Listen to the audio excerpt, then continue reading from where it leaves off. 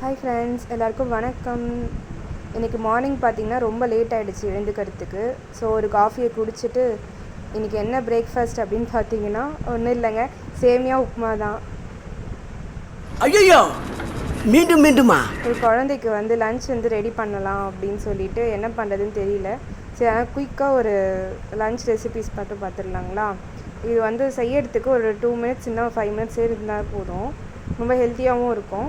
ஒன்றும் இல்லைங்க, பொடி இட்லி தான் செய்ய போகிறேன் நான் இன்றைக்கி.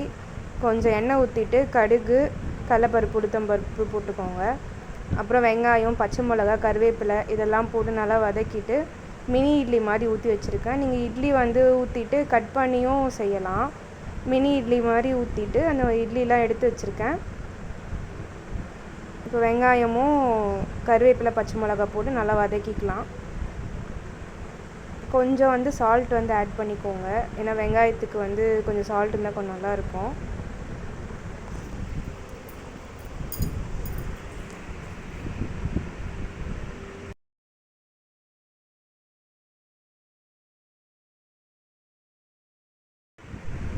இப்போ நான் சால்ட்டு போட்டுட்டு சும்மா ஒரு 2 நிமிஷம் வெங்காயம் கொஞ்சம் வதங்குற வரைக்கும் கொஞ்சம் வெயிட் பண்ணலாம்.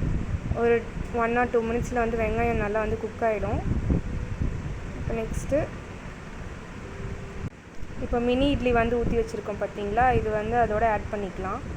ஆட் பண்ணிவிட்டு ஒரு 2 நிமிஷம் மட்டும் லைட்டாக ஆயிலில் கொஞ்சம் வதக்கணும். அப்படின்னா மேலே கொஞ்சம் கிறிஸ்பியாக இருக்கும், உள்ளே கொஞ்சம் சாஃப்டாக இருக்கும். லன்ச் டைமில் சாப்பிட்றதுக்கு ரொம்ப நல்லா இருக்கும். லைட்டாக வதக்குனதுக்கப்புறம் நான் இட்லி பொடி தாங்க ஆட் பண்ணுறேன். இது நான் வீட்டிலே எங்கள் மாமியார் அரைச்சி இட்லி பொடி. இது கருவேப்பிலை சேர்த்து அரைச்சிருக்காங்க. கருவேப்பிலை உடம்புக்கு ரொம்ப ரொம்ப நல்லது. ஸோ குழந்தைக்கு நான் கொடுக்கும்போது இந்த கருவேப்பிலை பொடி, கொள்ளு பொடிலாம் வீட்டில் அரைச்சி வச்சுருப்பாங்க. நான் அதுதான் இட்லியில் இந்த மாதிரி குயிக்காக என்ன செய்யும்போது அதை ஆட் பண்ணி கொடுத்துருவேன்.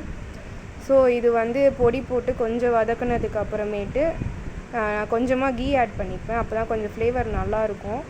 நீங்கள் ஆறுனதுக்கப்புறம் சாப்பிட்டாலும் அந்த ஒரு கிறிஸ்பினஸ் கொஞ்சம் குறையாமல் கொஞ்சம் நல்லாவே இருக்கும். குழந்தைங்களுக்கு ரொம்ப பிடிக்கும். நீங்கள் இது வீட்டில் ட்ரை பண்ணி பாருங்கள். குழந்தைங்க சாப்பிட மாட்டேங்கிறாங்க, டக்குன்னு ஒரு லஞ்ச் பாக்ஸ் பண்ணி கொடுக்கணும் அப்படின்னா இது நீங்கள் ஈஸியாக செஞ்சிடலாம். இது ஜஸ்ட் ஒரு 5 மினிட்ஸ் தாங்க ஆகும். இட்லியை வெந்துட்டு இது மாதிரி மிக்ஸ் பண்ணி கொடுத்துட்டிங்கன்னா பசங்களும் ரொம்ப விரும்பி சாப்பிடுவாங்க. ட்ரை பண்ணி பாருங்கள்.